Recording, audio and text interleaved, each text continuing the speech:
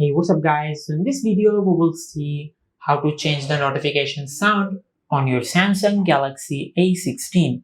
Now to do that, just open the settings app.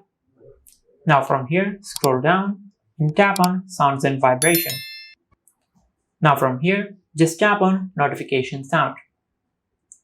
Now from here you can select the sound you want to set for your notifications. Now, if you want to set a custom sound for your notifications, just go to your home screen and open the app drawer. Now from here, just open the Files app.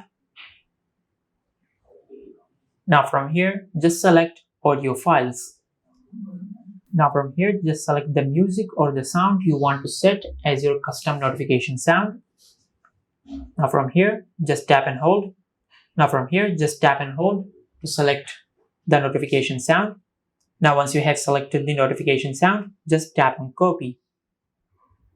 Now from here, scroll down and tap on notifications. Now from here, just select copy here. Now from here, just go to your home screen and open the settings app. Now as you can see, this is how you can change the notification sound on your Samsung Galaxy A16.